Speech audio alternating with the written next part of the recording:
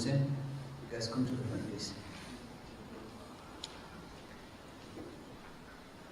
Boys, you guys at the back as well, I'm sure you don't have any back problems. Come a little bit forward. Good boys, well done. بسم الله الرحمن الرحيم الحمد لله وكفى والصلاة والسلام على السيد الحبيب المصطفى وعلى آله وصحبه نجوم الهدى الله عليه وسلم المرء مع من أحب أو كما قال عليه الصلاة والسلام إن الله وملائكته يصلون على النبي يا أيها الذين آمنوا اللهم صل على محمد وعلى آل محمد كما صليت على إبراهيم وعلى آل إبراهيم إنك حميد مجيد اللهم بارك على محمد وعلى آل محمد كما باركت على إبراهيم وعلى آل إبراهيم إنك حميد مجيد السلام عليكم ورحمة الله وبركاته.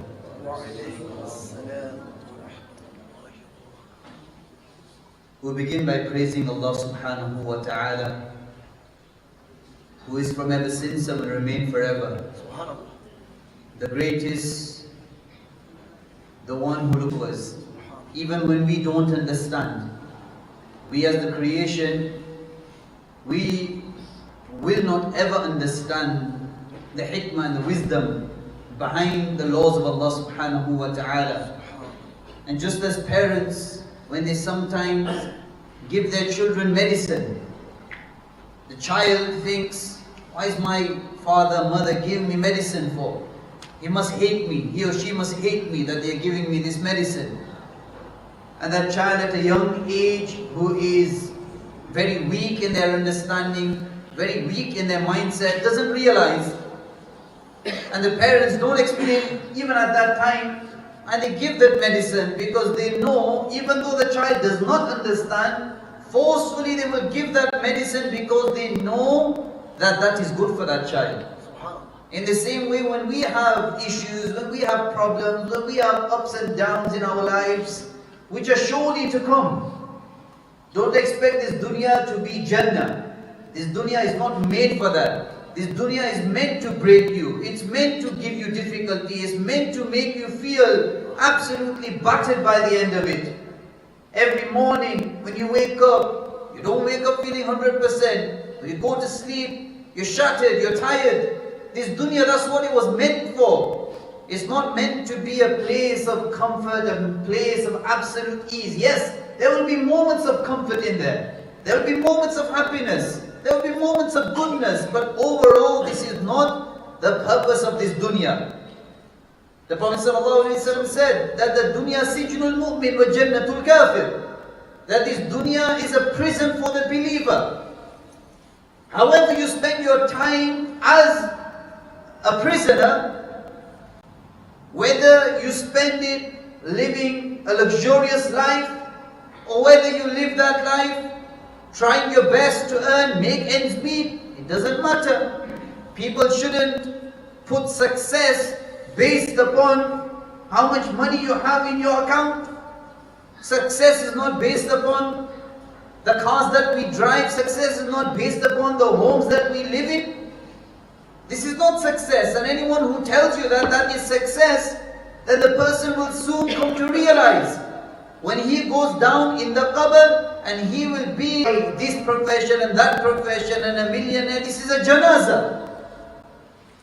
Whether or not you earn £1,000,000 a year or £100 a year, you will be called a janazah. And sooner or later we are all going towards that way. So this life, it was meant to be full of difficulties. The prophets before us, we listen to their stories. وَكُلًّا نَقُصُّ عَلَيْكَ مِنْ أَنْبَاءِ الرُّسُلِ مَا نُثَبِّتُ فِيهِ فُؤَادَكَ. We tell you the stories of the people before in order to strengthen your hearts. حَتَّى يَقُولَ الرَّسُولُ وَالَّذِينَ آمَنُوا مَعَهُ مَتَى نَصْرُ اللَّهِ. They were tested, they were shaken. They went through, would say, مَتَى نَصْرُ اللَّهِ. Where is the help of Allah? And who are we? We are nothing in this game. We are nothing in this dunya. We are absolute, we are a speck of dust. So do we not think that if the greatest were tested, then surely we will also be tested. But keep our heads up high, that at the end of it, Allah who is Ghafoor Rahim, Allah who is Kareem, Allah who is Latif, Allah who is Sattar al-Uyub, Allah who is Ghaffar al-Dhunub, Allah who is Ar-Rahman, who is Ar-Rahim, who is Al-Wadud. He is seeing all of this. And He loves us. He loves us more than we could ever imagine. More than we could ever imagine. He loves us. Do you not think He is watching our story? He is watching every single person's story, and He is still allowing you to go through these difficulties. Then know that Allah wants you to go through those difficulties. Trust in Allah's plan. Trust in the plan of Allah, which is the best of all plans, and the deen is the most important. If the deen was not to be as important, then the greatest of prophets, Rasulullah sallallahu alaihi wasallam, about over the last few weeks. So respected brothers and elders, there are many ways in which we can strengthen our iman, and that's what we need to do. We need to strengthen our iman every single day in an ever-changing, in an ever-evolving world, a world which is full of evil and corruption and godlessness and darkness and fitna and filth. Anywhere we look, anywhere we go, within our homes, every single place, we are carrying around the fitna all the time. So in this time, in this day and age, it's absolutely vital that we keep increasing our iman. And our iman can be increased by reciting the Quran. Iman can be increased by praying salah. Iman can be increased by praying tahajjud. Iman can be increased in many ways, and from amongst those ways is by reading the lives of the giants who came before us. By reading and learning about the lives of the ulama. If we just stick to only learning the fiqh, only learning the hadith, and not learning the ones who gave their lives for this, then it will not be as effective in changing the reality and the condition of our heart. And in studying the life of the Salaf, As-Salihin, Al-Ulama Al-Amilin, the ulama who would act upon their knowledge, then this is surely يَقْوِي بِهَا إِيمَانُ الْمُرِيدِينَ. Through this, it will strengthen the iman of those who want to learn about the deen. And from amongst many of these great people, and we spoke about the Ashar being guaranteed paradise in this dunya. And we made an intention, alhamdulillah, there was good feedback from this talk, from this series. We thought we would continue this series in speaking about the four famous Imams. The four famous Imams that we all hear about, we all should know about, we all should read about, but unfortunately, we do not know much even about the prophets, let alone the Sahaba. And if we don't know much about the Sahaba, then how do we expect to know about the Imams? This is the reality. We know so much about everything else, but when it comes to our deen, unfortunately that knowledge we have kept it just as part of technology. So if you want to know something, we won't know anything personally about it. If you were to take mobile phones, take away computer, take away technology from our lives and ask us a question without any of these things, we won't even know the fara'id of wudu. We won't even know the fara'id, the basic simple knowledge, because this is when it requires us to give our days and nights studying hadith. When we speak about the likes of Imam Bukhari rahimahullah, we very easily take the name of Imam Bukhari rahimahullah, but we don't understand how much effort he put behind this. At the age of 16, when he gets a word of inspiration by Ishaq ibn Rahway, one of the great Imams of the time.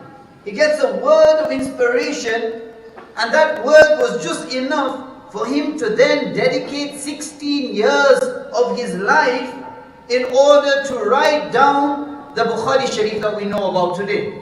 And he finishes at the age of 32.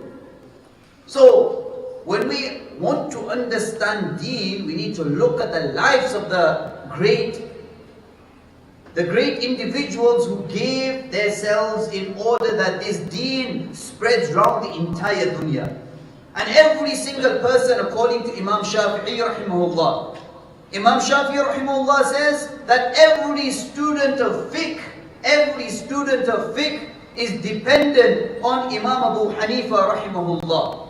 And no woman has given birth to somebody who was wiser than Imam Abu Hanifa rahimahullah. Imam Abu Hanifa, born in the year 80 after Hijri. According to many, he was amongst the Tabi'un. Tabi'un, what we hear about in the khutbah, Jummah khutbah, خير أمتي قرني ثم الذين يلونهم ثم الذين يلونهم. We hear this all the time. This means that the greatest of generations are my generation. ثم الذين يلونهم. And then those, the Tabi'un who followed after them. ثم الذين يلونهم. And then those who followed after them. So, according to majority, Imam Abu Hanifa rahimahullah was from amongst the Tabi'un, from amongst those who spent time with the great companions radiyallahu anhum ajma'een. From a very young age, he has great understanding of fiqh, great wisdom, and from amongst those stories which many of us know about. And inshallah we will continue this series over the next, how much we need to do, but inshallah we will continue. From amongst the stories that we hear of him from a very young age, that once there was an individual who was sent from Rome, and he was set a task in order to question the Muslims of Kufa at the time. Now Basra and Kufa were known to be the hotbeds of ilm. That is where many of the ulama learned their great understanding of deen, which was Basra as well as Kufa. So keep the story as short as possible. So this individual came and he was given many gifts, and he said that I got 3 questions to ask, and he came opposing Islam. And he said, I've got 3 questions to ask, and anyone who can answer these questions, all these gifts are for him. And he came in a way in which to ridicule Islam, in which to silence everyone out there. So he stood up on an elevated platform in front of everyone. And he says, I've got 3 questions to ask, very simple questions. Number 1, what was before Allah? What was before Allah? Number 2, in which direction is Allah subhanahu wa ta'ala facing? And number 3, what is Allah subhanahu wa ta'ala doing now? So he asked these 3 questions, and there must have been many people who could have answered at that point, but there was silence for a few moments. Imam Abu Hanifa rahimahullah, he looks up towards his father, and he says, very young child, I think approximately at the age of 10 at this point. And he says, I want to answer the questions. So after they have a discussion, they say, fine, Bismillah, go ahead, putting our youngsters forward, we should do. And he says, I want to answer the questions. So he says, in regards to the first question, I want you to start counting back from 10. So the envoy started counting back 10, 9, 8, 7, until he came to 1.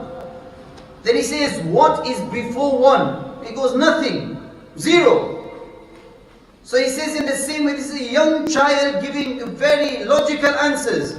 He says, if there is nothing before the arithmetic, number 1, then how can you qayyum? How can there be anything before Allah subhanahu wa ta'ala? Person had no answer for it because it was a very simple answer.